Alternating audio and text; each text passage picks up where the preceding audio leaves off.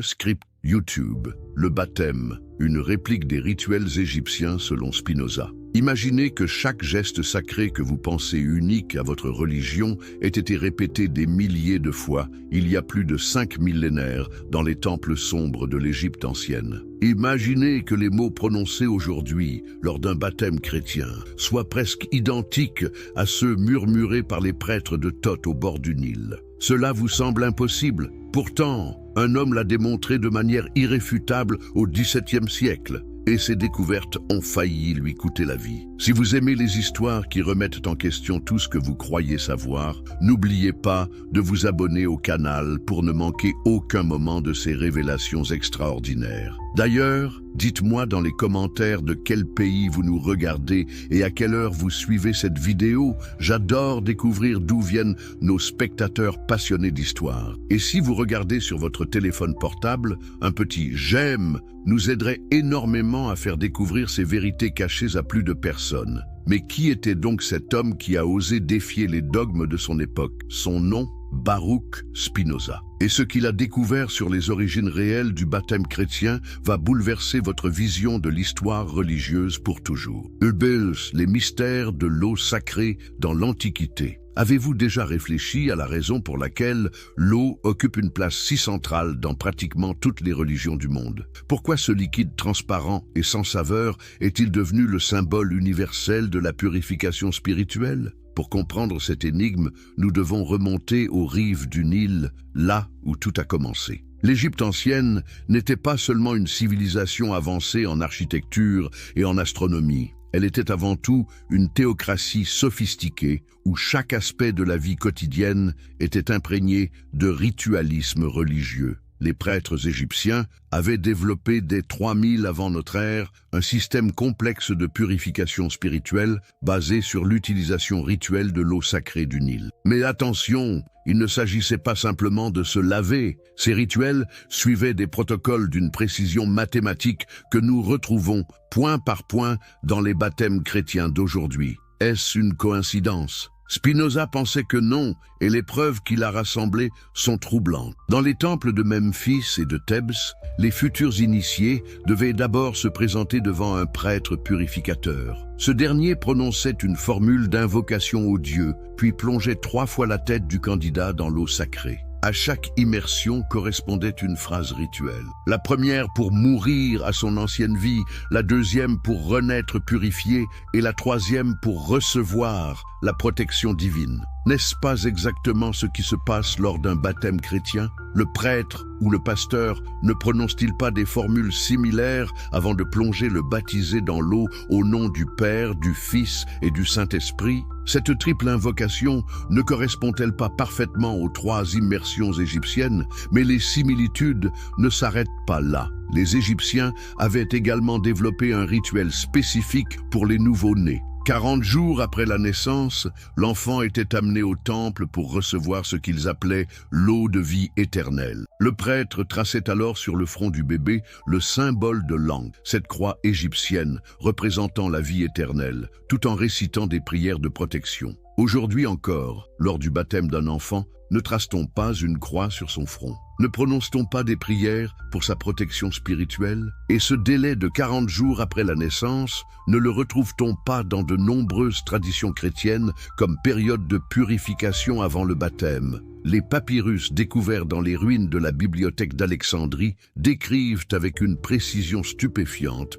ces cérémonies antiques. L'un d'eux, le papyrus Chester Beatty IV, datant de 1300 avant notre ère, contient même les paroles exactes prononcées lors de ces rituels. Quand on les compare aux formules baptismales chrétiennes, la ressemblance est si frappante qu'elle ne peut être le fruit du hasard. Prenons par exemple cette invocation égyptienne traduite « Que l'eau sacrée d'Osiris lave tes péchés et te donne une nouvelle vie, que Ra t'accueille parmi ses élus et que tu rejoignes la communauté des purifiés. » Comparez maintenant avec une formule baptismale chrétienne typique, que cette eau sacrée lave tes péchés et te donne une nouvelle vie en Christ, que Dieu t'accueille parmi ses élus et que tu rejoignes la communauté des baptisés. Comment expliquer une telle similitude? Les premiers chrétiens auraient-ils simplement remplacé les noms des dieux égyptiens par ceux de la Trinité chrétienne? C'est exactement ce que Spinoza a démontré dans ses recherches, et cette découverte a provoqué un tollé dans l'Europe du XVIIe siècle. Mais il y a plus troublant encore. Les Égyptiens pratiquaient également ce qu'ils appelaient le baptême des morts. Lorsqu'un pharaon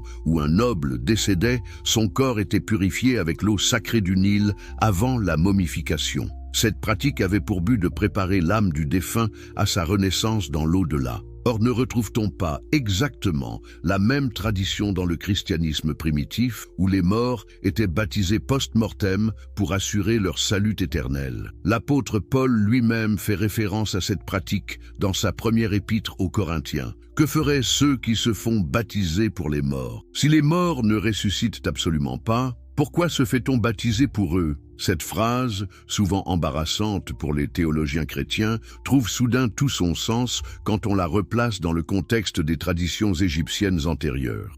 Spinoza est la révélation historique. Mais qui était donc Baruch Spinoza? Et comment un philosophe du XVIIe siècle a-t-il pu percer des secrets que l'Église avait soigneusement cachés pendant plus de 1000 ans? Pour comprendre l'ampleur de sa découverte, il faut d'abord comprendre l'homme et son époque. Né en 1632 à Amsterdam, Spinoza grandit dans une communauté juive portugaise qui avait fui l'Inquisition espagnole. Cette communauté était unique en Europe. Elle possédait des manuscrits anciens et des traductions de textes égyptiens, grecs et arabes qui avaient été perdus ailleurs. C'est dans ce environnement intellectuel extraordinairement riche que le jeune Baruch développe sa passion pour l'histoire des religions. Mais contrairement à ses contemporains qui étudiaient les textes sacrés pour confirmer leurs croyances, Spinoza les aborde avec l'œil froid du mathématicien qu'il est également. Il applique aux Écritures la même méthode rationnelle qu'il utilise pour ses travaux sur la géométrie.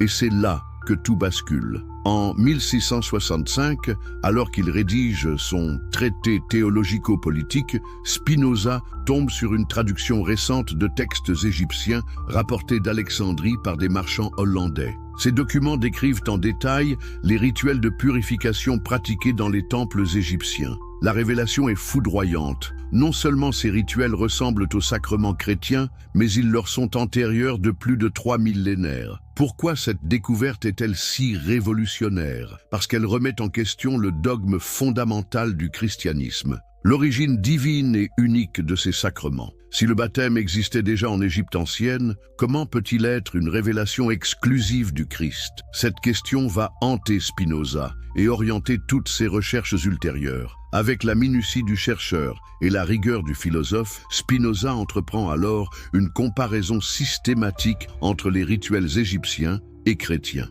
Il étudie les gestes, les paroles, les symboles, les dates, les conditions de pratique. Et à chaque fois, il découvre des correspondances troublantes. Prenons l'exemple de l'onction d'huile sacrée. Dans les temples égyptiens, après le rituel de purification par l'eau, l'initié recevait une onction d'huile bénie sur le front, les mains et les pieds. Cette huile était préparée selon des recettes précises, mélangée à des résines et des parfums spécifiques et conservée dans des vases sacrés. Le prêtre traçait avec cette huile des signes kabbalistiques sur le corps du nouveau purifié. Or, que fait-on lors de la confirmation chrétienne, ce complément du baptême? On applique exactement la même huile sainte, préparée selon des recettes traditionnelles, sur les mêmes parties du corps, en traçant le signe de croix. Même les mots prononcés sont similaires. Reçoit la marque du Saint-Esprit dans la tradition chrétienne. Reçoit la marque d'Horus dans la tradition égyptienne. Spinoza pousse son analyse plus loin. Il étudie l'évolution géographique et temporelle de ces pratiques. Comment les rituels égyptiens ont-ils pu influencer le christianisme naissant? La réponse se trouve dans l'histoire méconnue des premiers siècles de notre ère. Alexandrie, cette ville cosmopolite fondée par Alexandre le Grand, était devenue au 1er siècle le carrefour intellectuel et spirituel de la Méditerranée orientale. Des milliers de Juifs y vivaient aux côtés d'Égyptiens, de Grecs et de Romains. C'est là que sont nées les premières communautés judéo-chrétiennes. Et c'est là que se sont mélangées les traditions religieuses de ces différentes cultures. Les premiers évangélisateurs chrétiens n'étaient pas des ignorants arrivant en terre inconnue. Ils étaient souvent des intellectuels formés dans les écoles d'Alexandrie, parfaitement au courant des traditions égyptiennes. Quand ils ont voulu donner une forme concrète aux enseignements abstraits du Christ, ils ont naturellement puisé dans le répertoire rituel qu'ils connaissaient le mieux, celui des temples égyptiens. Est-ce de la malhonnêteté? Spinoza ne le pense pas. Pour lui, c'est au contraire la preuve de la sagesse des premiers chrétiens. Ils ont compris que pour toucher les masses, il fallait s'appuyer sur des symboles et des gestes déjà familiers. Le baptême chrétien n'est pas une copie servile des rituels égyptiens, c'est une réinterprétation créative qui donne un sens nouveau à des pratiques ancestrales. Mais cette explication rationnelle ne plaît pas du tout aux autorités religieuses de l'époque. En 1656, la communauté juive d'Amsterdam prononce le Hérem, l'excommunication contre Spinoza. Il n'a que 24 ans, mais ses idées sont déjà jugées dangereuses. L'Église catholique ne tarde pas à mettre ses œuvres à l'index, et les protestants hollandais le dénoncent comme un hérétique. Pourquoi tant de violence contre un simple philosophe? Parce que Spinoza ne se contente pas de révéler les origines égyptiennes du baptême. Il va plus loin et démontre que la plupart des rituels chrétiens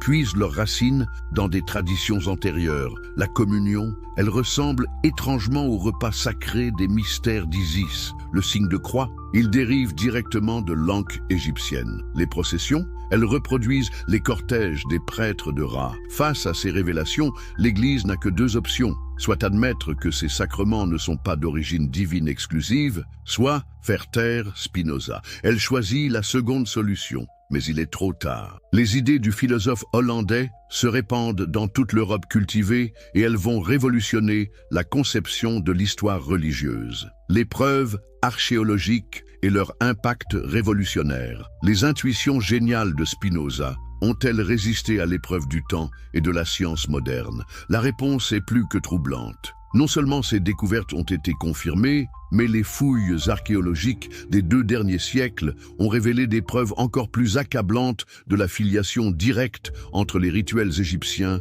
et chrétiens. Tout commence en 1798, quand l'expédition de Bonaparte en Égypte ramène en Europe les premiers objets authentiques de l'Égypte pharaonique. Parmi ces trésors se trouvent des bassins en pierre sculptés, ornés de hiéroglyphes mystérieux. Les premiers égyptologues pensent qu'il s'agit de cuves de purification pour les prêtres. Mais quand Champollion déchiffre les hiéroglyphes en 1822, la vérité éclate. Ces bassins servaient au rituel de nouvelle naissance des initiés égyptiens. La description gravée dans la pierre ne laisse aucun doute. Le candidat devait se dépouiller de ses vêtements, descendre dans la cuve remplie d'eau sacrée du Nil et s'immerger complètement 3 fois sous la direction d'un prêtre purificateur. À sa sortie de l'eau, il recevait un nouveau nom et était considéré comme né de nouveau dans la famille divine d'Osiris. Ces bassins baptismaux égyptiens, datés de plus de 4000 ans, sont-ils si différents de ceux que nous trouvons dans nos églises?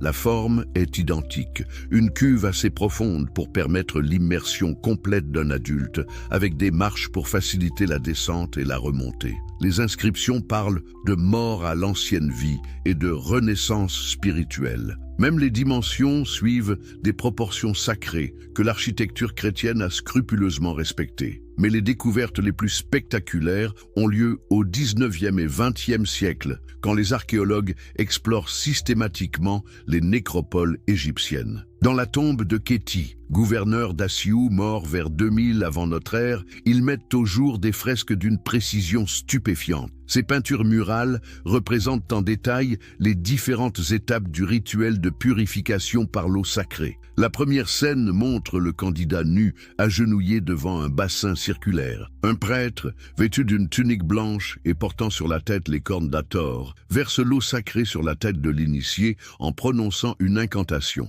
La deuxième scène le montre complètement immergé dans l'eau, les bras croisés sur la poitrine dans la position du mort. La troisième le représente sortant de l'eau, les bras levés vers le ciel, tandis qu'un rayon de soleil descend d'Amon-Ra pour l'illuminer. Comment ne pas voir dans ces fresques millénaires une anticipation parfaite du baptême chrétien? Le candidat nu, le prêtre officiant, l'eau versée sur la tête, l'immersion complète, les bras croisés symbolisant la mort à l'ancien soi, puis levés vers le ciel pour accueillir la grâce divine. Tous les éléments du rituel chrétien sont déjà présents, dans le même ordre, avec la même signification symbolique. Plus troublante encore, certaines de ces fresques montrent des scènes de baptême collectif, où plusieurs dizaines de candidats sont purifiés simultanément dans de grands bassins rectangulaires. Cette pratique, que nous croyons spécifique au premier siècle chrétien, existait donc déjà en Égypte 2 millénaires avant le Christ. En 1945, la découverte de la bibliothèque de Nag Hammadi en Haute-Égypte apporte des preuves textuelles décisives. Parmi les codex retrouvés, l'Évangile selon Philippe contient des passages explicites sur l'origine égyptienne des sacrements chrétiens. Ce texte, rédigé vers 150 de notre ère par des chrétiens gnostiques d'Alexandrie, affirme sans détour: « Celui qui descend dans l'eau sort de l'eau comme le soleil sort de l'eau chaque matin, car c'est là l'enseignement que nos pères égyptiens nous ont transmis depuis l'origine des temps. » Ces chrétiens du IIe siècle savaient donc parfaitement qu'ils perpétuaient des traditions égyptiennes. Ils n'en avaient pas honte, au contraire. Ils y voyaient la preuve que Dieu avait préparé l'humanité à recevoir le message du Christ en inspirant d'abord les sages de l'Égypte ancienne. Mais si ces connexions étaient si évidentes au premier siècle chrétien, pourquoi ont-elles été occultées par la suite? La réponse se trouve dans les décisions du Concile de Nicée en 325. L'empereur Constantin, pour unifier l'Empire romain autour d'une religion d'État, impose une version purifiée du christianisme qui efface toutes les traces de ses origines multiculturelles. Les textes gnostiques sont brûlés, les fresques des catacombes chrétiennes qui montraient encore des symboles égyptiens sont recouvertes de chaux, et l'enseignement officiel proclame désormais que tous les sacrements chrétiens sont d'institutions divines directes, sans aucun antécédent historique. Cette falsification de l'histoire durera plus de 1000 ans, jusqu'à ce que Spinoza ose la remettre en question. Les découvertes archéologiques récentes donnent raison aux philosophes hollandais sur tous les points. En 1994, l'équipe du professeur Zahi Hawass met au jour près de Gizeh un complexe rituel intact datant de l'Ancien Empire. Ce site, baptisé Temple de la Renaissance, contient tout ce qu'il faut pour pratiquer les rituels de purification décrits par Spinoza: bassin d'immersion, salle de préparation, chambre de méditation post-baptismale et même des vestiaires pour les nouveaux nés de nouveau. Le plus impressionnant est la salle centrale, une vaste rotonde au centre de laquelle trône un bassin octogonal, creusé dans un seul bloc de granit rose. Des canalisations souterraines permettaient de le remplir avec l'eau du Nil, préalablement purifiée par filtration à travers des couches de sable et de charbon de bois. 8 niches aménagées dans les murs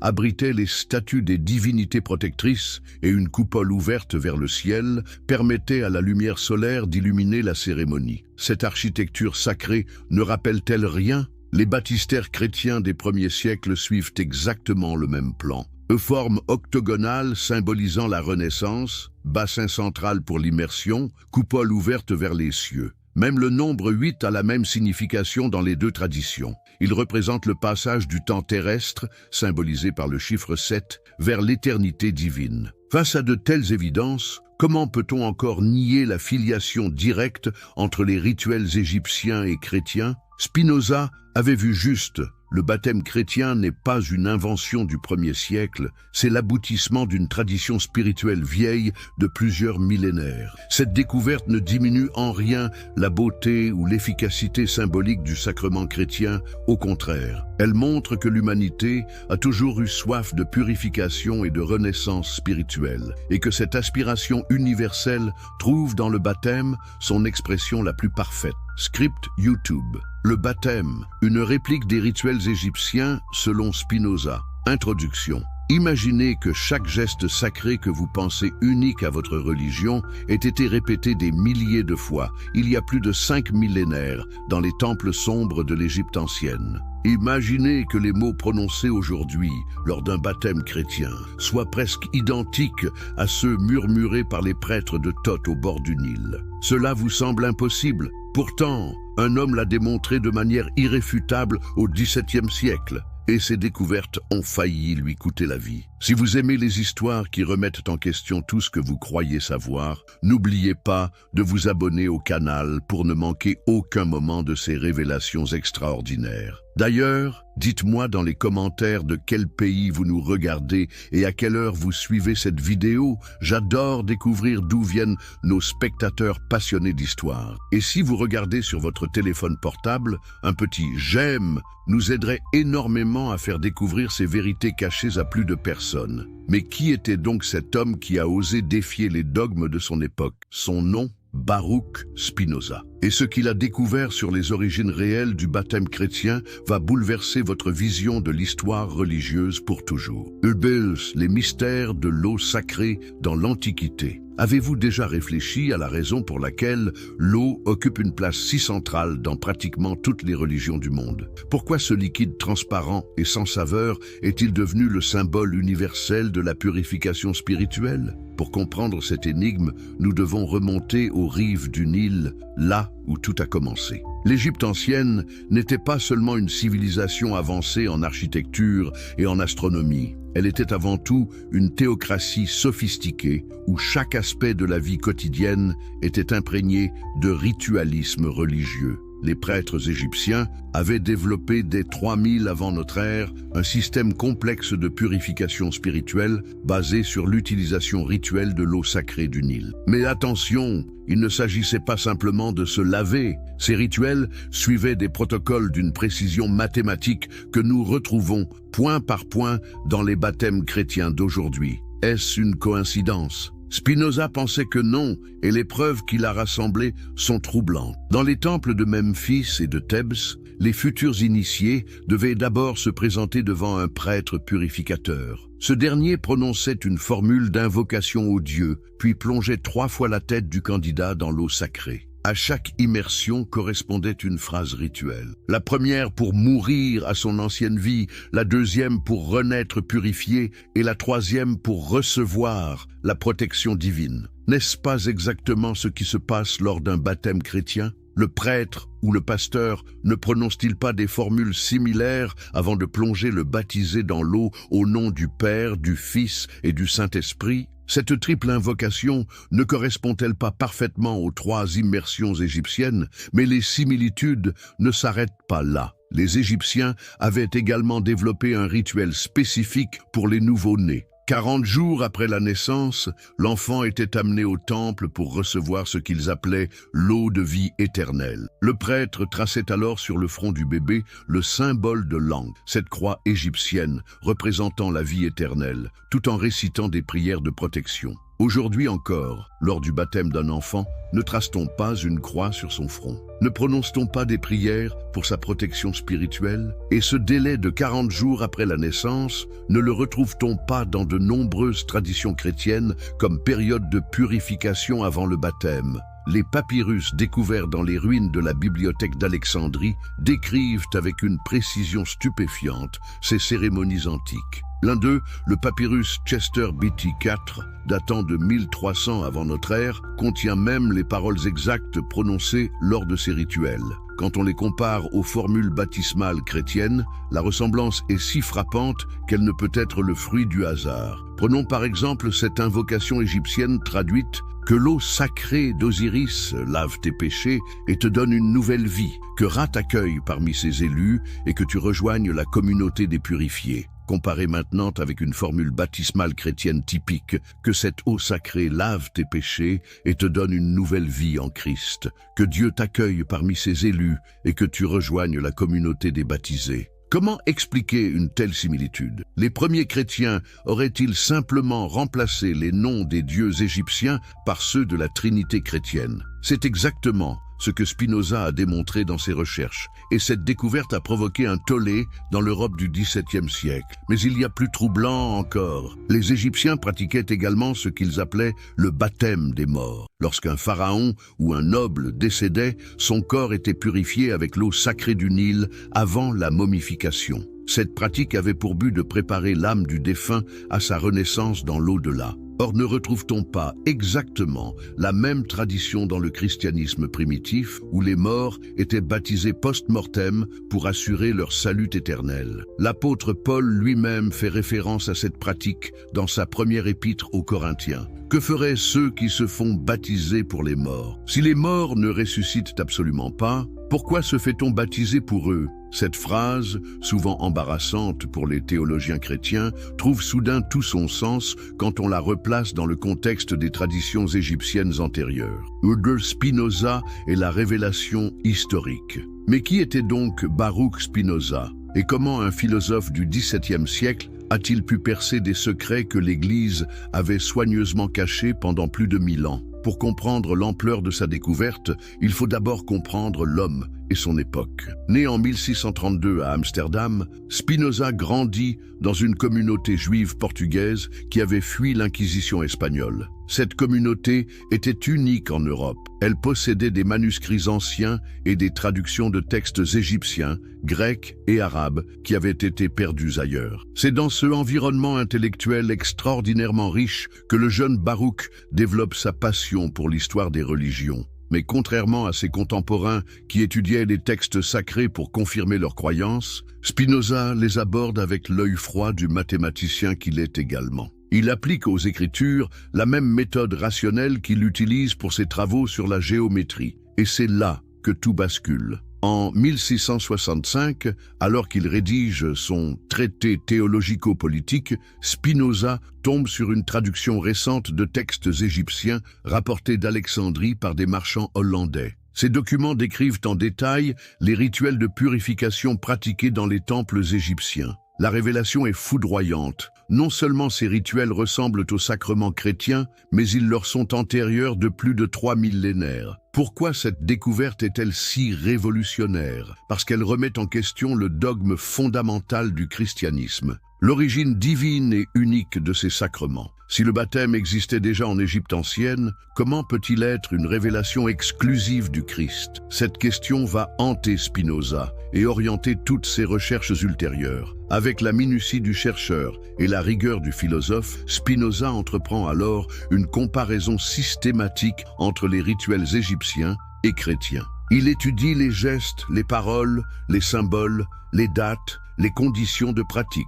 Et à chaque fois, il découvre des correspondances troublantes. Prenons l'exemple de l'onction d'huile sacrée. Dans les temples égyptiens, après le rituel de purification par l'eau, l'initié recevait une onction d'huile bénie sur le front, les mains et les pieds. Cette huile était préparée selon des recettes précises, mélangée à des résines et des parfums spécifiques et conservée dans des vases sacrés. Le prêtre traçait avec cette huile des signes kabbalistiques sur le corps du nouveau purifié. Or, que fait-on lors de la confirmation chrétienne, ce complément du baptême? On applique exactement la même huile sainte, préparée selon des recettes traditionnelles, sur les mêmes parties du corps, en traçant le signe de croix. Même les mots prononcés sont similaires. Reçoit la marque du Saint-Esprit dans la tradition chrétienne, reçoit la marque d'Horus dans la tradition égyptienne. Spinoza pousse son analyse plus loin. Il étudie l'évolution géographique et temporelle de ces pratiques. Comment les rituels égyptiens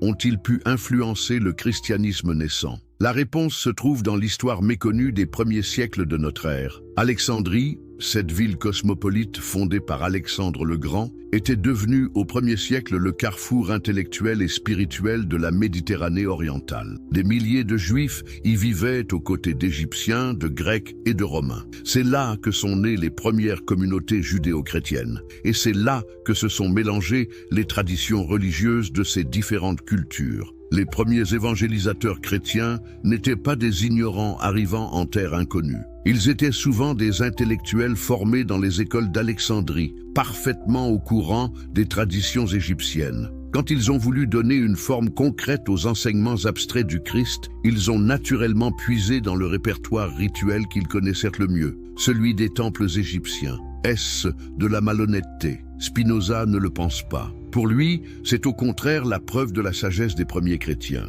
Ils ont compris que pour toucher les masses, il fallait s'appuyer sur des symboles et des gestes déjà familiers. Le baptême chrétien n'est pas une copie servile des rituels égyptiens, c'est une réinterprétation créative qui donne un sens nouveau à des pratiques ancestrales. Mais cette explication rationnelle ne plaît pas du tout aux autorités religieuses de l'époque. En 1656, la communauté juive d'Amsterdam prononce le Hérem, l'excommunication contre Spinoza. Il n'a que 24 ans, mais ses idées sont déjà jugées dangereuses. L'Église catholique ne tarde pas à mettre ses œuvres à l'index, et les protestants hollandais le dénoncent comme un hérétique. Pourquoi tant de violence contre un simple philosophe? Parce que Spinoza ne se contente pas de révéler les origines égyptiennes du baptême. Il va plus loin et démontre que la plupart des rituels chrétiens puisent leurs racines dans des traditions antérieures. La communion, elle ressemble étrangement au repas sacré des mystères d'Isis. Le signe de croix,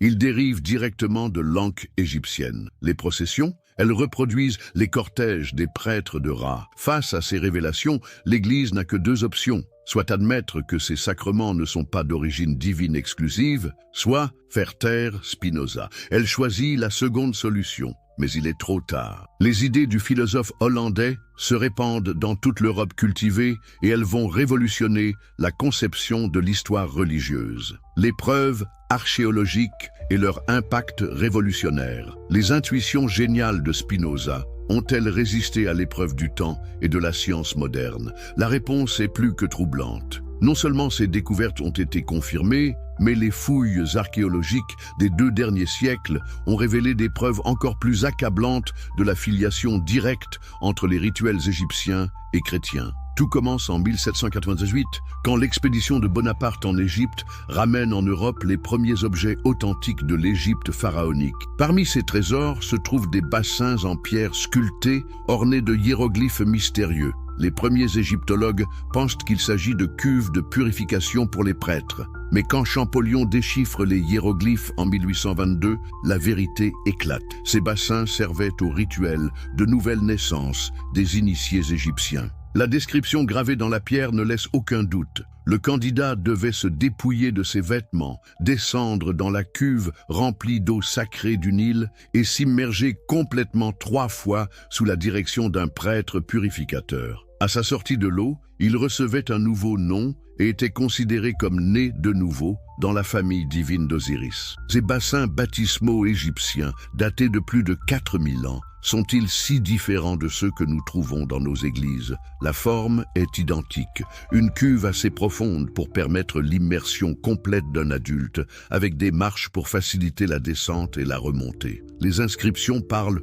de mort à l'ancienne vie et de renaissance spirituelle. Même les dimensions suivent des proportions sacrées que l'architecture chrétienne a scrupuleusement respectées. Mais les découvertes les plus spectaculaires ont lieu au 19e et 20e siècle, quand les archéologues explorent systématiquement les nécropoles égyptiennes. Dans la tombe de Kéti, gouverneur d'Assiou, mort vers 2000 avant notre ère, ils mettent au jour des fresques d'une précision stupéfiante. Ces peintures murales représentent en détail les différentes étapes du rituel de purification par l'eau sacrée. La première scène montre le candidat nu, agenouillé devant un bassin circulaire. Un prêtre, vêtu d'une tunique blanche et portant sur la tête les cornes d'Hathor, verse l'eau sacrée sur la tête de l'initié en prononçant une incantation. La deuxième scène le montre complètement immergé dans l'eau, les bras croisés sur la poitrine dans la position du mort. La troisième le représente sortant de l'eau, les bras levés vers le ciel, tandis qu'un rayon de soleil descend d'Amon-Ra pour l'illuminer. Comment ne pas voir dans ces fresques millénaires une anticipation parfaite du baptême chrétien? Le candidat nu, le prêtre officiant, l'eau versée sur la tête, l'immersion complète, les bras croisés symbolisant la mort à l'ancien soi, puis levés vers le ciel pour accueillir la grâce divine. Tous les éléments du rituel chrétien sont déjà présents, dans le même ordre, avec la même signification symbolique. Plus troublante encore, certaines de ces fresques montrent des scènes de baptême collectif, où plusieurs dizaines de candidats sont purifiés simultanément dans de grands bassins rectangulaires. Cette pratique, que nous croyons spécifique au 1er siècle chrétien, existait donc déjà en Égypte 2 millénaires avant le Christ. En 1945, la découverte de la bibliothèque de Nag Hammadi en Haute-Égypte apporte des preuves textuelles décisives. Parmi les codex retrouvés, l'Évangile selon Philippe contient des passages explicites sur l'origine égyptienne des sacrements chrétiens. Ce texte, rédigé vers 150 de notre ère par des chrétiens gnostiques d'Alexandrie, affirme sans détour: « Celui qui descend dans l'eau sort de l'eau comme le soleil sort de l'eau chaque matin, car c'est là l'enseignement que nos pères égyptiens nous ont transmis depuis l'origine des temps. » Ces chrétiens du IIe siècle savaient donc parfaitement qu'ils perpétuaient des traditions égyptiennes. Ils n'en avaient pas honte, au contraire. Ils y voyaient la preuve que Dieu avait préparé l'humanité à recevoir le message du Christ en inspirant d'abord les sages de l'Égypte ancienne. Mais si ces connexions étaient si évidentes au premier siècle chrétien, pourquoi ont-elles été occultées par la suite? La réponse se trouve dans les décisions du Concile de Nicée en 325. L'empereur Constantin, pour unifier l'Empire romain autour d'une religion d'État, impose une version purifiée du christianisme qui efface toutes les traces de ses origines multiculturelles. Les textes gnostiques sont brûlés, les fresques des catacombes chrétiennes qui montraient encore des symboles égyptiens sont recouvertes de chaux, et l'enseignement officiel proclame désormais que tous les sacrements chrétiens sont d'institutions divines directes, sans aucun antécédent historique. Cette falsification de l'histoire durera plus de 1000 ans, jusqu'à ce que Spinoza ose la remettre en question. Les découvertes archéologiques récentes donnent raison aux philosophes hollandais sur tous les points. En 1994, l'équipe du professeur Zahi Hawass met au jour près de Gizeh un complexe rituel intact datant de l'Ancien Empire. Ce site, baptisé Temple de la Renaissance, contient tout ce qu'il faut pour pratiquer les rituels de purification décrits par Spinoza. Bassin d'immersion,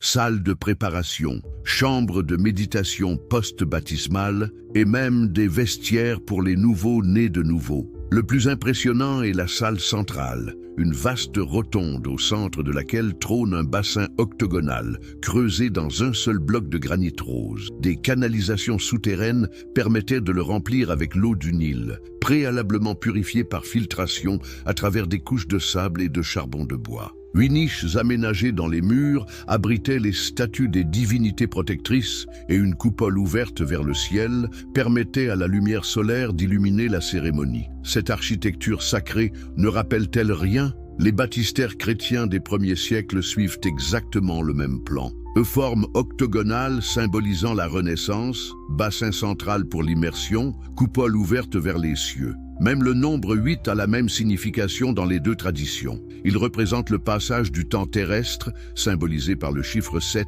vers l'éternité divine. Face à de telles évidences, comment peut-on encore nier la filiation directe entre les rituels égyptiens et chrétiens? Spinoza avait vu juste. Le baptême chrétien n'est pas une invention du 1er siècle, c'est l'aboutissement d'une tradition spirituelle vieille de plusieurs millénaires. Cette découverte ne diminue en rien la beauté ou l'efficacité symbolique du sacrement chrétien, au contraire. Elle montre que l'humanité a toujours eu soif de purification et de renaissance spirituelle, et que cette aspiration universelle trouve dans le baptême son expression la plus parfaite. La guerre silencieuse contre la vérité. Mais vous êtes-vous déjà demandé pourquoi ces vérités historiques si évidentes ont été si violemment combattues? Pourquoi l'Église a-t-elle préféré persécuter des hommes comme Spinoza plutôt que d'accepter ces découvertes qui auraient pu enrichir sa compréhension du divin? Si vous appréciez ces révélations qui changent notre vision de l'histoire, n'hésitez pas à vous abonner pour ne manquer aucune de ces enquêtes passionnantes. Et dites-moi dans les commentaires de quel pays vous nous suivez et à quelle heure vous regardez cette vidéo. Vos témoignages du monde entier nous touchent énormément. Si vous êtes sur mobile, un petit like nous aiderait vraiment à partager ces découvertes avec encore plus de personnes. L'histoire de cette résistance institutionnelle commence dès le IVe siècle, quand l'empereur romain Constantin décide de faire du christianisme la religion officielle de son empire. Mais Constantin n'est pas seulement un converti sincère, c'est avant tout un stratège politique avisé. Il comprend que pour unifier ces territoires hétéroclites, il lui faut une religion qui efface toutes les particularités locales et impose une doctrine uniforme de Gibraltar à la mer Noire. Le problème, c'est que le christianisme de l'époque est encore profondément marqué par ses origines multiculturelles. À Alexandrie, les chrétiens coptes continuent de pratiquer des rituels directement inspirés des temples égyptiens. À Antioche, les communautés syro-chaldéennes intègrent dans leur liturgie des éléments des mystères de Mithra. En Gaule, les premiers évêques adaptent les célébrations chrétiennes au cycle saisonnier des anciens cultes celtiques. Cette diversité qui fait la richesse du christianisme primitif devient un obstacle majeur pour Constantin. Comment gouverner un empire si ses sujets, même s'ils se disent tous chrétiens, pratiquent des cultes si différents? La solution s'impose. Il faut créer un christianisme pur, débarrassé de toutes ses influences extérieures et imposer cette version officielle à l'ensemble de l'empire. C'est dans ce contexte que se tient en 325 le concile de Nicée. Cette assemblée de 300 évêques qui va redéfinir complètement l'histoire du christianisme. Officiellement, le concile a pour but de résoudre la controverse arienne sur la nature divine du Christ. Mais dans les faits, il s'agit d'une véritable opération de réécriture de l'histoire religieuse. Les évêques favorables à Constantin,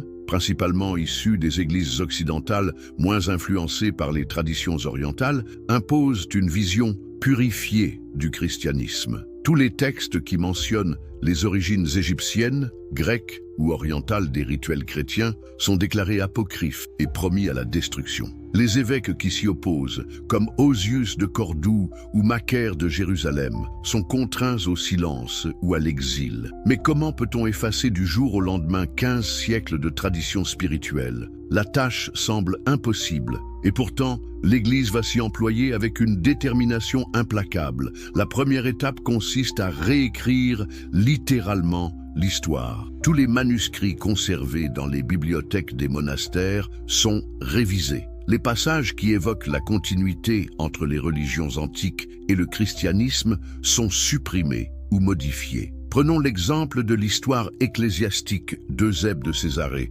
l'un des premiers historiens chrétiens. Dans la version originale, écrite vers 320, Eusèbe reconnaît ouvertement que les rites sacrés du baptême et de l'Eucharistie étaient déjà pratiqués par les sages de l'Égypte ancienne, comme une préparation providentielle à la venue du Christ. Cette phrase, qui aurait pu éclairer l'histoire du christianisme, disparaît mystérieusement de toutes les copies postérieures au concile de Nicée. Pourquoi cette censure systématique? Parce que reconnaître les origines multiculturelles du christianisme aurait remis en question le dogme de la révélation exclusive. Si le baptême existait déjà en Égypte, si l'Eucharistie ressemblait au repas sacré des mystères grecs, si la résurrection du Christ rappelait celle d'Osiris, alors qu'est-ce qui rendait le christianisme unique? Cette question, l'Église de Constantin préfère l'étouffer plutôt que d'y répondre. La deuxième étape de cette falsification historique consiste à détruire les preuves matérielles. Dans tout l'Empire,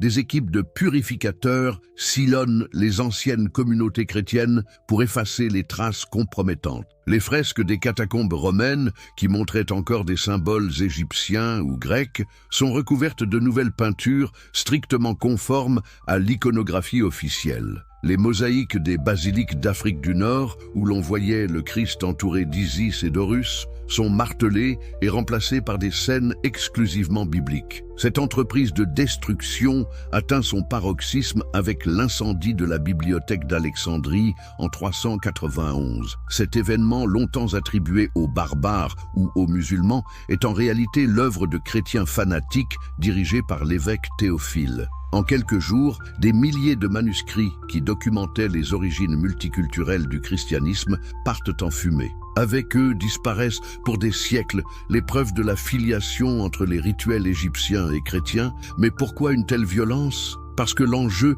dépasse largement la théologie. Il s'agit du pouvoir politique de l'Église. En se présentant comme la dépositaire exclusive de vérités révélées directement par Dieu, l'institution ecclésiastique légitime son autorité spirituelle et temporelle. Si elle admettait que ces sacrements puisent dans des traditions antérieures, elle ne serait plus qu'une religion parmi d'autres et perdrait ce statut privilégié qui lui permet de gouverner les consciences. Cette stratégie de dissimulation va se perpétuer pendant plus de 1000 ans. Au Moyen-Âge, l'Église développe même une doctrine officielle pour expliquer les ressemblances entre le christianisme et les religions antiques, la théorie de la préparation diabolique. Selon cette explication, Satan, connaissant par avance la venue du Christ, aurait inspiré aux païens des rituels ressemblant aux futurs sacrements chrétiens, dans le but de semer la confusion et de détourner les fidèles de la vraie religion. Cette théorie, défendue notamment par saint Augustin et reprise par tous les théologiens médiévaux, permet de retourner habilement l'argument. Plus les ressemblances entre christianisme et paganisme sont évidentes, plus elles prouvent l'existence du complot diabolique. Ainsi, l'Église transforme ce qui devrait être un problème en confirmation de sa doctrine. Ingénieux, n'est-ce pas? Mais cette belle construction intellectuelle va s'effondrer à la Renaissance, quand les humanistes européens redécouvrent les textes antiques originaux. En 1460, Cosme de Médicis fonde à Florence l'Académie platonicienne, où des érudits comme Marsile Ficin et Pic de la Mirandole étudient les manuscrits grecs et égyptiens rapportés de Constantinople. Leur traduction révèle l'ampleur de la falsification historique opérée par l'Église médiévale. C'est dans ce contexte que naît Spinoza, un siècle et demi plus tard. Il hérite de cette redécouverte de l'Antiquité, mais il est le premier à en tirer toutes les conséquences logiques. Là où les humanistes de la Renaissance se contentaient de noter les ressemblances entre christianisme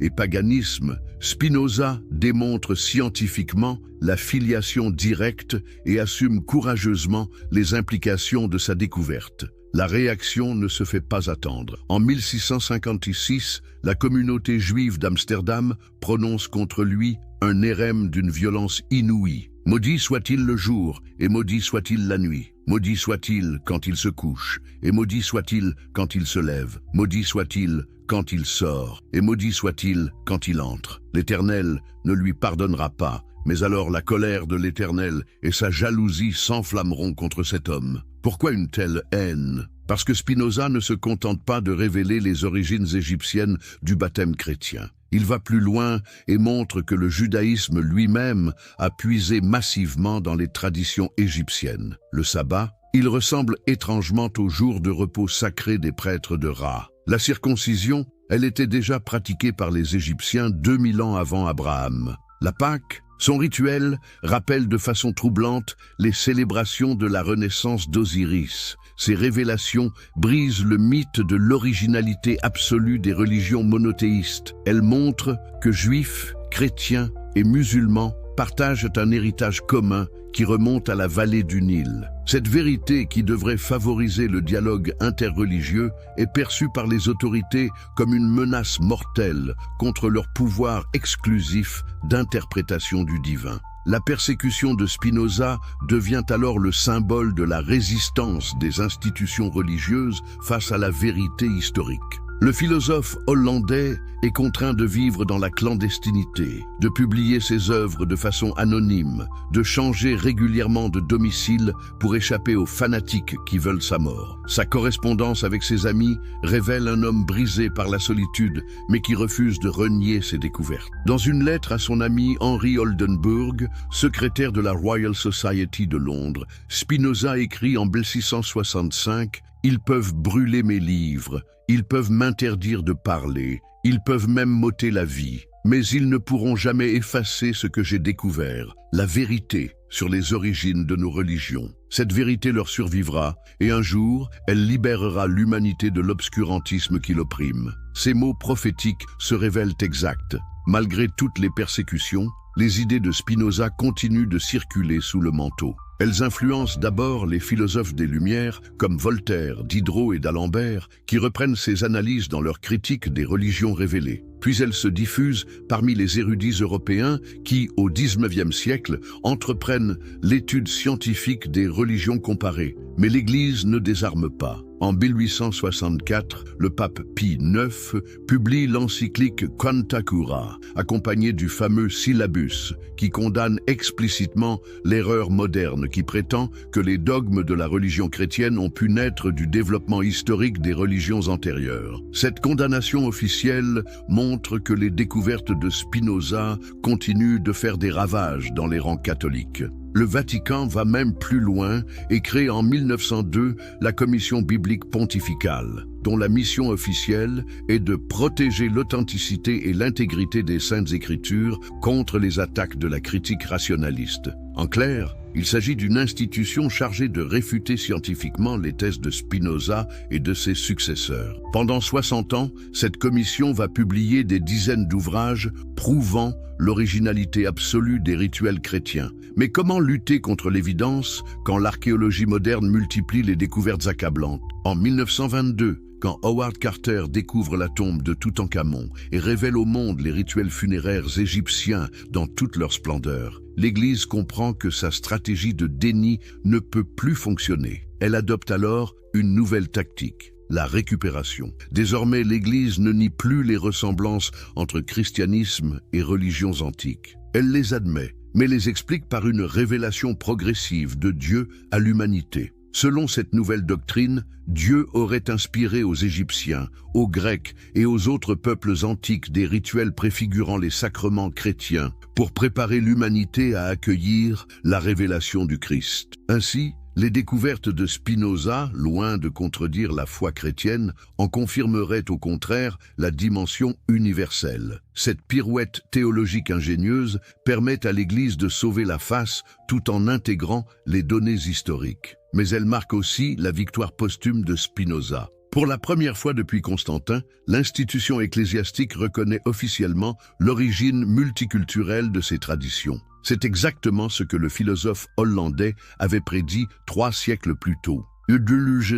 L'héritage universel et la synthèse des traditions. Mais au-delà des querelles théologiques et des manipulations politiques, que nous enseigne vraiment cette extraordinaire enquête historique sur les origines du baptême? Peut-on encore, après toutes ces révélations, considérer les religions comme des systèmes fermés et exclusifs? Ou faut-il au contraire y voir les fragments épars d'une quête spirituelle universelle qui traverse tous les siècles et tous les continents? Cette question, Spinoza l'avait déjà posée dans son Éthique. La vérité est sa propre norme, et elle est aussi la norme de ce qui est faux. En d'autres termes, il ne faut pas craindre la vérité historique, même si elle bouscule nos certitudes. Car cette vérité, loin de détruire la spiritualité, la libère de ses carcans dogmatiques pour révéler sa dimension authentiquement universelle. Regardons les faits avec les yeux de Spinoza. Le baptême chrétien puise ses racines dans les rituels égyptiens. C'est désormais établi de façon indiscutable. Mais les rituels égyptiens eux-mêmes, d'où viennent-ils? Les dernières découvertes archéologiques suggèrent qu'ils dérivent de traditions encore plus anciennes, remontant aux premiers temps de l'humanité. En 1995, l'équipe de Klaus Schmidt met au jour en Turquie le site de Göbekli Tepe, un temple mégalithique vieux de 12 000 ans. Ce sanctuaire préhistorique contient des bassins circulaires creusés dans la roche, entourés de colonnes sculptées représentant des animaux totémiques.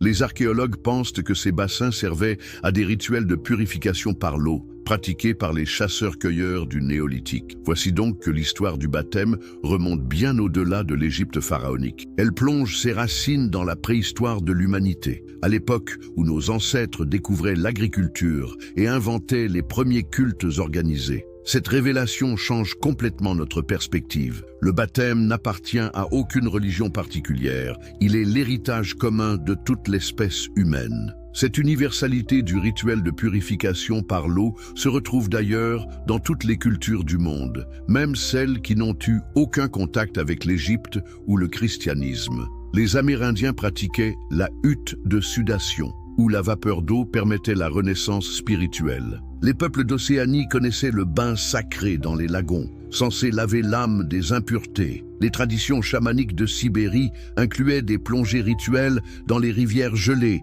symbole de mort et de résurrection. Cette convergence universelle vers l'eau comme élément de purification spirituelle ne peut être le fruit du hasard. Elle révèle quelque chose de fondamental dans la psyché humaine, le besoin inné de renaissance, de dépassement de soi, de connexion avec le sacré. Le baptême chrétien, loin d'être une révélation exclusive, représente l'une des expressions les plus abouties de cette aspiration universelle. Mais alors, que devient la spécificité du christianisme dans cette perspective? Elle ne disparaît pas. Elle se transforme. Le génie des premiers chrétiens n'a pas été d'inventer de nouveaux rituels, mais de donner un sens nouveau à des pratiques ancestrales. En associant le baptême à la figure du Christ, ils ont transformé un rite de passage individuel en sacrement d'entrée dans une communauté universelle. Cette transformation est révolutionnaire. Dans les traditions antiques, les rituels de purification étaient généralement réservés aux initiés,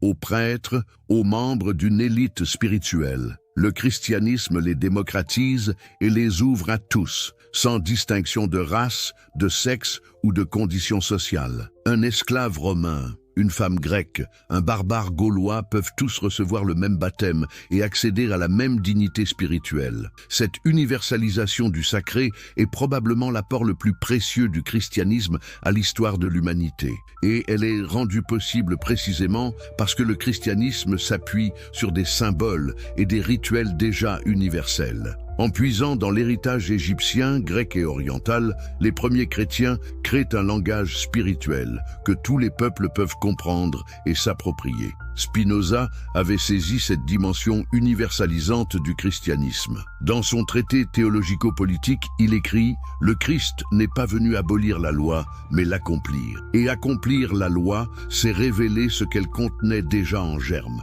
l'aspiration universelle de l'humanité vers le divin. » Pour Spinoza, reconnaître les origines multiculturelles du christianisme ne le diminue pas. Cela révèle au contraire sa vocation authentiquement universelle. Cette leçon spinoziste résonne avec une actualité particulière à notre époque de mondialisation et de dialogue interreligieux. Face au fondamentalisme qui dresse les religions les unes contre les autres, l'exemple du baptême montre qu'il est possible de concilier fidélité à sa tradition et ouverture à l'universel. Un chrétien peut être fier de son baptême tout en reconnaissant qu'il puise dans l'héritage spirituel de toute l'humanité. Plus encore, cette perspective spinoziste ouvre des voies inédites pour le rapprochement entre les religions. Si le baptême chrétien, la circoncision juive et les ablutions musulmanes puisent tous dans un même fond symbolique ancestral, ne peut-on envisager qu'ils convergent vers une même vérité spirituelle?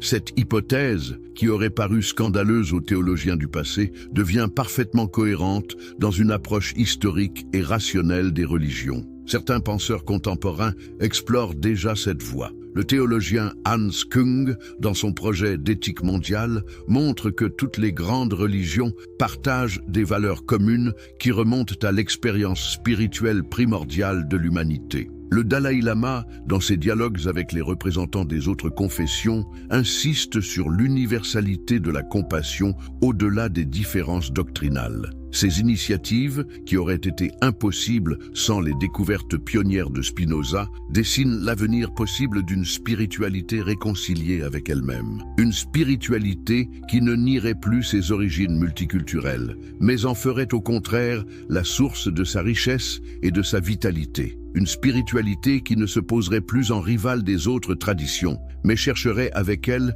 les voies de l'unité dans la diversité. Cette vision n'est pas utopique. Elle correspond à l'évolution naturelle des sociétés modernes vers plus d'ouverture et de tolérance. Les nouvelles générations, nourries d'échanges interculturels et sensibilisées aux découvertes de l'archéologie et de l'histoire comparée des religions, sont naturellement portées vers cette synthèse universaliste. Le baptême de demain ne sera peut-être plus seulement chrétien. Il pourra être vécu comme un rituel de purification et de renaissance, puisant consciemment dans l'héritage spirituel de toute l'humanité. un rituel où l'eau du Nil se mêlerait symboliquement à celle du Jourdain, où les invocations à Osiris résonneraient avec les prières au Christ, où la sagesse égyptienne s'unirait à l'espérance chrétienne. Cette perspective peut effrayer les gardiens de l'orthodoxie, mais elle correspond à l'évolution logique des découvertes initiées par Spinoza. Comme l'écrivait le philosophe hollandais,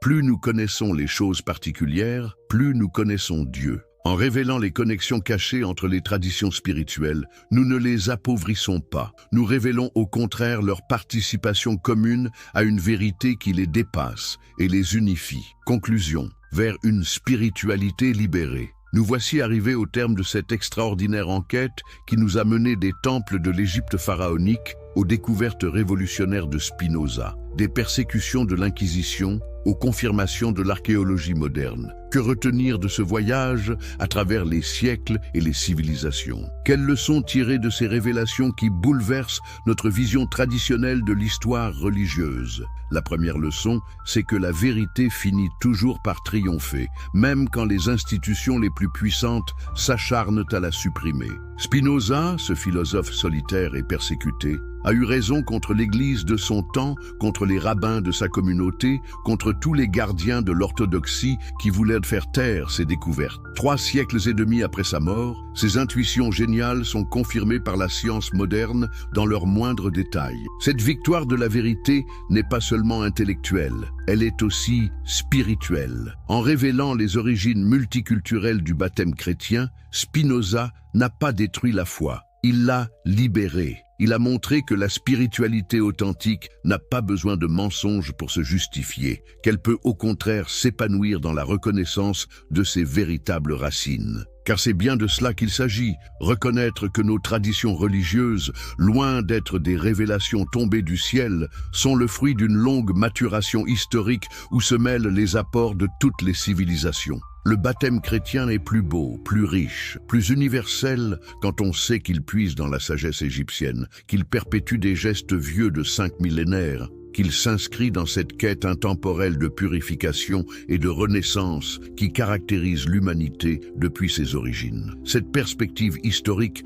nous invite à repenser complètement le rapport entre les religions. Au lieu de se dresser les unes contre les autres en revendiquant chacune l'exclusivité de la vérité, elles pourraient reconnaître leur parenté profonde et travailler ensemble à l'épanouissement spirituel de l'humanité. Le chrétien qui descend dans les eaux baptismales pourrait saluer fraternellement l'Égyptien antique qui accomplissait le même geste dans les temples de Thèbes. Le prêtre qui trace une croix sur le front du baptisé pourrait rendre hommage au sage qui dessinait l'encre sur le visage de l'initié. Cette réconciliation avec l'histoire n'affaiblit pas la foi, elle la renforce, car elle révèle que l'aspiration vers le divin n'est pas l'apanage d'un peuple élu ou d'une révélation particulière, mais le patrimoine commun de toute l'espèce humaine. Chaque tradition religieuse n'est qu'une facette de cette recherche universelle du sacré, et c'est dans la complémentarité de ces facettes que se révèle la véritable richesse de l'expérience spirituelle humaine. Spinoza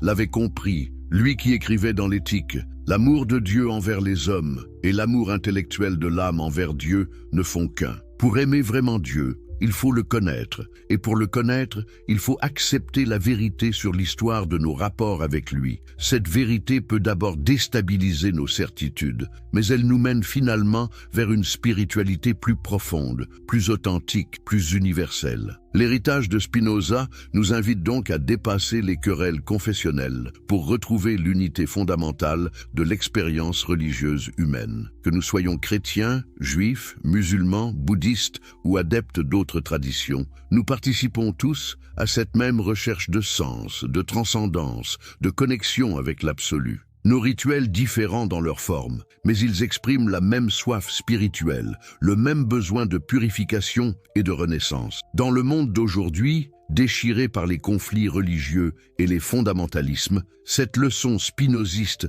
résonne avec une actualité brûlante. Elle nous montre qu'une autre voie est possible, celle d'une spiritualité éclairée qui assume son héritage historique, qui célèbre sa dimension universelle, qui puise sa force dans la vérité plutôt que dans l'illusion. Cette voie n'est pas facile. Elle demande du courage pour abandonner les certitudes rassurantes, de l'humilité pour reconnaître nos emprunts aux autres traditions, de l'intelligence pour comprendre la complexité de l'histoire religieuse. Mais c'est le prix à payer pour accéder à une spiritualité vraiment mature, libérée des préjugés et des manipulations. Alors, la prochaine fois que vous assisterez à un baptême ou que vous réfléchirez au sens de votre propre tradition religieuse, souvenez-vous de Spinoza et de sa découverte révolutionnaire. Rappelez-vous que les gestes sacrés que vous contemplez puisent dans la sagesse de nos ancêtres les plus lointains, qu'ils portent en eux l'aspiration spirituelle de toute l'humanité, qu'ils vous relient non seulement à votre communauté de foi,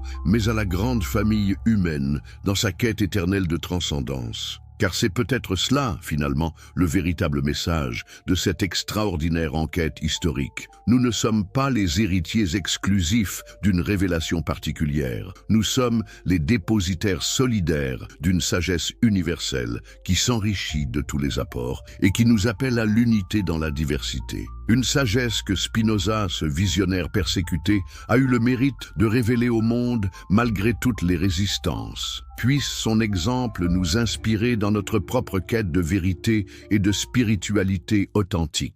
Épars d'une quête spirituelle universelle qui traverse tous les siècles et tous les continents. Cette question, Spinoza l'avait déjà posée dans son Éthique. La vérité est sa propre norme, et elle est aussi la norme de ce qui est faux. En d'autres termes, il ne faut pas craindre la vérité historique, même si elle bouscule nos certitudes. Car cette vérité, loin de détruire la spiritualité, la libère de ses carcans dogmatiques pour révéler sa dimension authentiquement universelle. Regardons les faits avec les yeux de Spinoza. Le baptême chrétien puise ses racines dans les rituels égyptiens. C'est désormais établi de façon indiscutable. Mais les rituels égyptiens eux-mêmes, d'où viennent-ils ? Les dernières découvertes archéologiques suggèrent qu'ils dérivent de traditions encore plus anciennes, remontant aux premiers temps de l'humanité. En 1995, l'équipe de Klaus Schmidt met au jour en Turquie le site de Göbekli Tepe, un temple mégalithique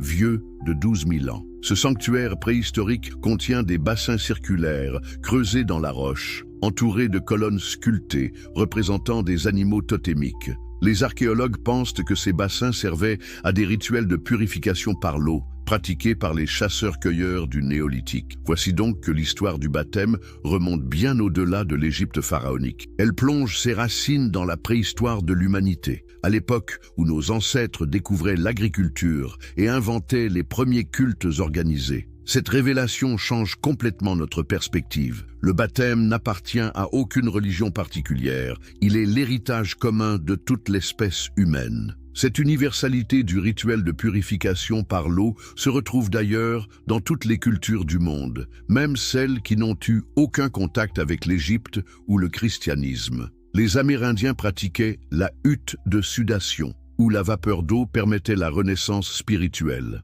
Les peuples d'Océanie connaissaient le bain sacré dans les lagons, censé laver l'âme des impuretés. Les traditions chamaniques de Sibérie incluaient des plongées rituelles dans les rivières gelées, symbole de mort et de résurrection. Cette convergence universelle vers l'eau comme élément de purification spirituelle ne peut être le fruit du hasard. Elle révèle quelque chose de fondamental dans la psyché humaine, le besoin inné de renaissance, de dépassement de soi, de connexion avec le sacré. Le baptême chrétien, loin d'être une révélation exclusive, représente l'une des expressions les plus abouties de cette aspiration universelle. Mais alors, que devient la spécificité du christianisme dans cette perspective ? Elle ne disparaît pas. Elle se transforme. Le génie des premiers chrétiens n'a pas été d'inventer de nouveaux rituels, mais de donner un sens nouveau à des pratiques ancestrales. En associant le baptême à la figure du Christ, ils ont transformé un rite de passage individuel en sacrement d'entrée dans une communauté universelle. Cette transformation est révolutionnaire. Dans les traditions antiques, les rituels de purification étaient généralement réservés aux initiés, aux prêtres, aux membres d'une élite spirituelle. Le christianisme les démocratise et les ouvre à tous, sans distinction de race, de sexe ou de condition sociale. Un esclave romain, une femme grecque, un barbare gaulois peuvent tous recevoir le même baptême et accéder à la même dignité spirituelle. Cette universalisation du sacré est probablement l'apport le plus précieux du christianisme à l'histoire de l'humanité. Et elle est rendue possible précisément parce que le christianisme s'appuie sur des symboles et des rituels déjà universels. En puisant dans l'héritage égyptien, grec et oriental, les premiers chrétiens créent un langage spirituel que tous les peuples peuvent comprendre et s'approprier. Spinoza avait saisi cette dimension universalisante du christianisme. Dans son traité théologico-politique, il écrit « Le Christ n'est pas venu abolir la loi, mais l'accomplir. Et accomplir la loi, c'est révéler ce qu'elle contenait déjà en germe, l'aspiration universelle de l'humanité vers le divin. » Pour Spinoza, reconnaître les origines multiculturelles du christianisme ne le diminue pas. Cela révèle au contraire sa vocation authentiquement universelle. Cette leçon spinoziste résonne avec une actualité particulière à notre époque de mondialisation et de dialogue interreligieux. Face au fondamentalisme qui dresse les religions les unes contre les autres, l'exemple du baptême montre qu'il est possible de concilier fidélité à sa tradition et ouverture à l'universel. Un chrétien peut être fier de son baptême tout en reconnaissant qu'il puise dans l'héritage spirituel de toute l'humanité. Plus encore, cette perspective spinoziste ouvre des voies inédites pour le rapprochement entre les religions. Si le baptême chrétien, la circoncision juive et les ablutions musulmanes puisent tous dans un même fond symbolique ancestral, ne peut-on envisager qu'ils convergent vers une même vérité spirituelle? Cette hypothèse, qui aurait paru scandaleuse aux théologiens du passé, devient parfaitement cohérente dans une approche historique et rationnelle des religions. Certains penseurs contemporains explorent déjà cette voie. Le théologien Hans Kung, dans son projet d'éthique mondiale, montre que toutes les grandes religions partagent des valeurs communes qui remontent à l'expérience spirituelle primordiale de l'humanité. Le Dalai Lama, dans ses dialogues avec les représentants des autres confessions, insiste sur l'universalité de la compassion au-delà des différences doctrinales. Ces initiatives, qui auraient été impossibles sans les découvertes pionnières de Spinoza, dessinent l'avenir possible d'une spiritualité réconciliée avec elle-même. Une spiritualité qui ne nierait plus ses origines multiculturelles, mais en ferait au contraire la source de sa richesse et de sa vitalité. Une spiritualité qui ne se poserait plus en rivale des autres traditions, mais chercherait avec elle les voies de l'unité dans la diversité. Cette vision n'est pas utopique. Elle correspond à l'évolution naturelle des sociétés modernes vers plus d'ouverture et de tolérance. Les nouvelles générations, nourries d'échanges interculturels et sensibilisées aux découvertes de l'archéologie et de l'histoire comparée des religions,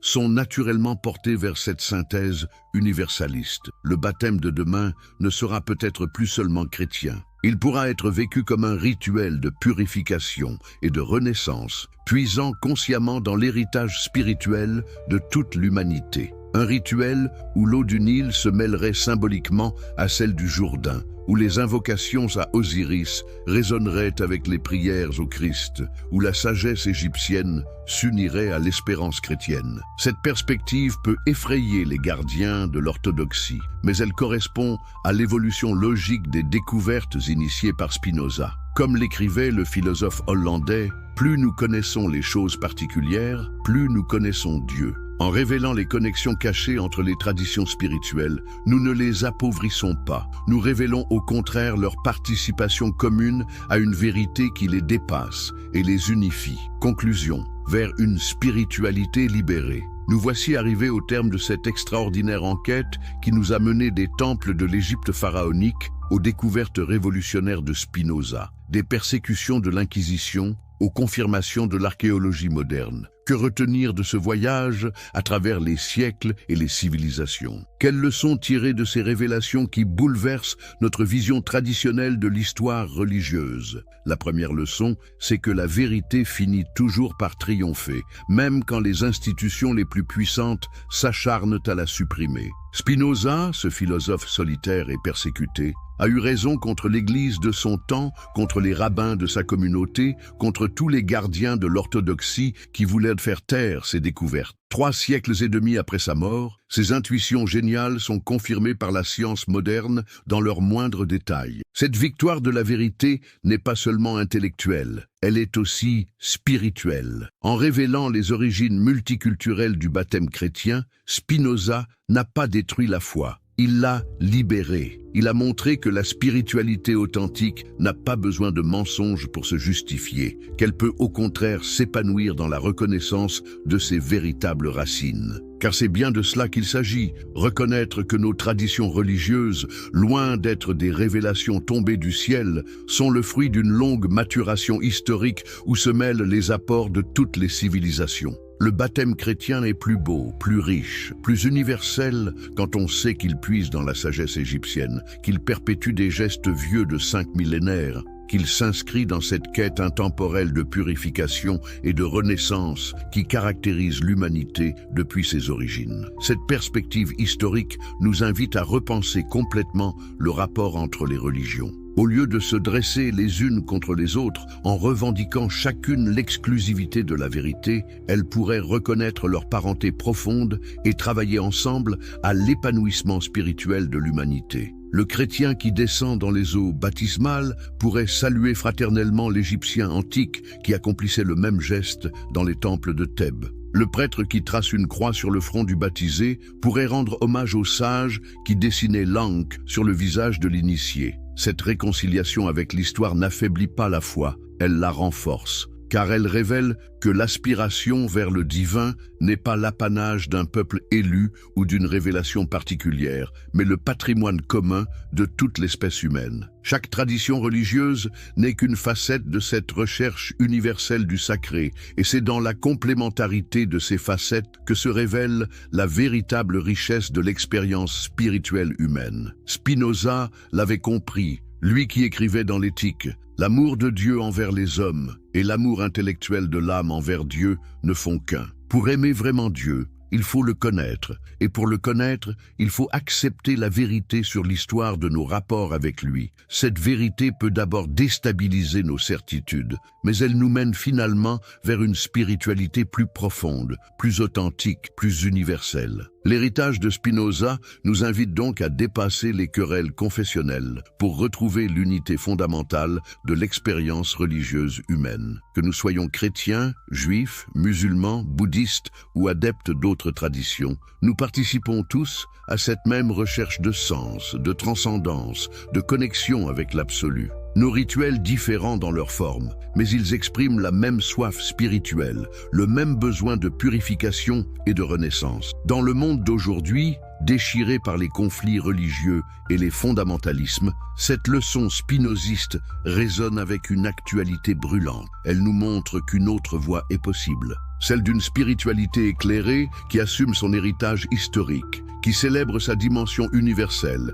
qui puise sa force dans la vérité plutôt que dans l'illusion. Cette voie n'est pas facile. Elle demande du courage pour abandonner les certitudes rassurantes, de l'humilité pour reconnaître nos emprunts aux autres traditions, de l'intelligence pour comprendre la complexité de l'histoire religieuse. Mais c'est le prix à payer pour accéder à une spiritualité vraiment mature, libérée des préjugés et des manipulations. Alors, la prochaine fois que vous assisterez à un baptême ou que vous réfléchirez au sens de votre propre tradition religieuse, souvenez-vous de Spinoza et de sa découverte révolutionnaire. Rappelez-vous que les gestes sacrés que vous contemplez puisent dans la sagesse de nos ancêtres les plus lointains, qu'ils portent en eux l'aspiration spirituelle de toute l'humanité, qu'il vous relie non seulement à votre communauté de foi, mais à la grande famille humaine dans sa quête éternelle de transcendance. Car c'est peut-être cela, finalement, le véritable message de cette extraordinaire enquête historique. Nous ne sommes pas les héritiers exclusifs d'une révélation particulière. Nous sommes les dépositaires solidaires d'une sagesse universelle